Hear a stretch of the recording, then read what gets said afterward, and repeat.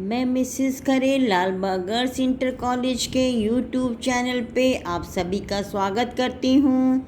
आज मैं क्लास 11 के लिए फिजिक्स सीरीज़ का 11th पार्ट लेकर उपस्थित हुई हूँ। आज हम बताएंगे सिग्निफिकेंट फिगर्स। बच्चों, सार्थक अंक आप पहले 9th में पढ़ चुके हो, है ना। देखिए, इसको पहले समझिए। किसी मापक यंत्र द्वारा ली गई माप में अंतिम अंक अनिश्चित होता है। जैसे जो आपका नॉर्मल स्केल है, इसके द्वारा किसी चीज़ की लंबाई L बराबर 16.5 सेंटीमीटर नापी गई, तो इसमें आखिरी अंक क्या है? 5। ये क्या है? अनिश्चित है। तो वास्तविक माप क्या होगी? 16.5 प्लस माइनस 0.5 सेंटीमीटर। तो और देखिए, वर्नियर द्वारा किसी की माप 3.52 सेंटीमीटर हो, तो इसका अंक जो आखिरी अंक है लास्ट, ये क्या है? अनिश्चित है। ठीक है, देखिए अंक। अब देखिए, सब किसी माप में सभी निश्चित अंक और प्रथम अनिश्चित अंक को सार्थक अंक कहते हैं। ये आपके निश्चित अंक हैं और ये क्या है? अनिश्चित है। समझ में? सभी निश्चित अंक और प्रथम अनिश्चित अंक, ये क्या है? सार्थक अंक है। तो देखिए, अब देखिए, इसमें जो है सार्थक अंकों की संख्या निकालने के, ज्ञात करने के कुछ नियम हैं अभी बताते हैं। मान लीजिए, किसी प्रयोग में प्राप्त प्रेक्षणों तथा गणना के परिमाण को उचित सार्थक अंकों में ही व्यक्त किया जाना चाहिए। जैसे किसी चीज़ की लंबाई जो है 16.5 सेंटीमीटर नापी गई है स्केल से, तो इसे 16.50 सेंटीमीटर नहीं लिख सकते हैं। ये त्रुटिपूर्ण है। वैसे गणितीय रूप में ये सही है, लेकिन प्रयोगात्मक रूप में ये लिखना त्रुटिपूर्ण होगा। इसको 16.5 सेंटीमीटर ही लिखेंगे, क्योंकि नॉर्मल स्केल का लीस्ट काउंट जो है दशमलव के बाद एक प्लेस तक ही होता है। अब देखिए, सार्थक अंकों की संख्या ज्ञात करने के नियम हैं कुछ। पहला नियम है, ये सब आप 9th में पढ़ चुके हो। सभी अशून्य अंक सार्थक होते हैं। जैसे ये मान लीजिए कोई गिनती है, इसमें कितने हैं? 1 2 3 4 सार्थक अंक हैं। ठीक है। फिर है दूसरा है, 2 अशून्य अंकों के बीच आने वाले सभी शून्य सार्थक होते हैं। अब देखिए, ये 0 जो है 1 और 5 के बीच में है, ये सार्थक है। यहाँ 0 5 और 3 के बीच में, ये भी सार्थक है। ठीक है, तो 1 2 3 4 5 सार्थक अंक हो गए इसमें।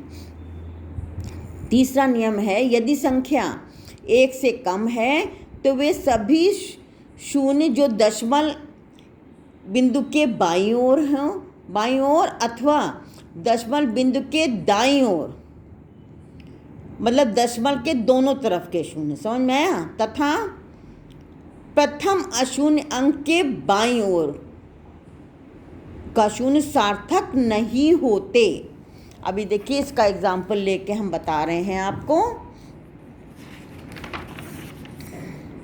जैसे ये गिनती है 0.053, तो दशमलव के लेफ्ट साइड शून्य, दशमलव के राइट साइड शून्य, ये क्या है? ये सार्थक नहीं है। तो सार्थक अंक क्या है? 1, ये 5 और 3, 2 सार्थक अंक हुए। फिर इसी तरह से 0.0605, तो इसमें देखिए ये दोनों सार्थक नहीं है, लेकिन ये 0 जो है सार्थक है। 2 अशून्य अंकों के बीच का है ये सार्थक है। इसमें नियम 2 और 3 दोनों लग गया, है ना। फिर आइए, यदि संख्या में दशमलव बिंदु है तो अंतिम अशून्य अंक के बाद आने वाले शून्य सार्थक होंगे। देखिए, दशमलव बिंदु है, तो अंतिम अशून्य अंक क्या है यहाँ पे? 8। तो इसके बाद आने वाले शून्य सार्थक होंगे, यानी 1 2 3 4 सार्थक अंक हैं। इसमें भी 1 2 3 4 5 सार्थक अंक हैं। इसमें देखिए ये शून्य तो सार्थक नहीं है, क्योंकि दशमलव के पहले दशमलव के बाद ये दोनों शून्य सार्थक हैं, तो 1 2 3 4 सार्थक अंक हो गए। ठीक है। फिर आइए, यदि संख्या में दशमलव बिंदु नहीं है तो अंतिम अशून्य अंक के बाद आने वाले सभी शून्य सार्थक नहीं होते। जैसे कि 1500 है, तो इसमें जो है दशमलव नहीं है, ये 2 शून्य सार्थक नहीं है, केवल सार्थक अंक कितने हैं? 2। यदि उपरोक्त स्थिति में अंतिम अशून्य अंक के बाद आने वाले शून्य मापन द्वारा प्राप्त हुए हैं, किसी चीज़ से माप की गई है, तो वो सार्थक होंगे। यदि 2 स्थानों के बीच की दूरी मापन द्वारा 1500 मीटर आती है, तो 1500 मीटर में 4 सार्थक अंक होंगे। 1 2 3 4 अगर मापी गई है। फिर आइए, सार्थक अंकों के साथ गणना के नियम। योग व अंतर के लिए मान लीजिए ये 42.35 प्लस 3.1 मीटर, ये दोनों जोड़े गए हैं। जोड़ने के बाद क्या आ रहा है? ये आ रहा है। तो इसमें क्या है? देखिए, दशमलव के बाद 1 अंक तक है ये। तो आपको दशमलव के बाद 1 अंक तक ही जो है वो आपको उत्तर लिखना है। ये 5 को राउंड अप करना होगा। राउंड अप करने का तरीका हम बताएंगे। तो दशमलव के बाद जितने अंक हैं कम संख्या में, जैसे इसमें तो दशमलव के बाद 2 अंक है, इसमें दशमलव के बाद 1 अंक है, तो उत्तर जो होगा वो दशमलव के बाद 1 अंक में दिया जाएगा। ठीक है, कम वाले में। इसी तरह से घटाने में भी यही नियम है।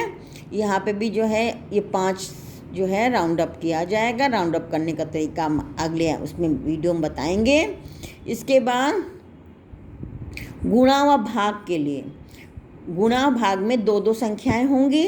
गुणा में भी 2 संख्या होंगी, भाग में भी 2 संख्याएं होंगी। इसमें इन 2 संख्याओं में जिनमें कम सार्थक अंक होंगे उसमें उत्तर लिखा जाएगा। मान ली a और b, a इंटू बी है, 2 संख्याएं हैं, तो जिसमें सार्थक अंक कम होंगे उतने सार्थक अंकों में उत्तर दिया जाएगा। ये आपका किताब में इस पेज पे है। आज के लिए बस इतना ही। मिलते हैं नेक्स्ट पार्ट में।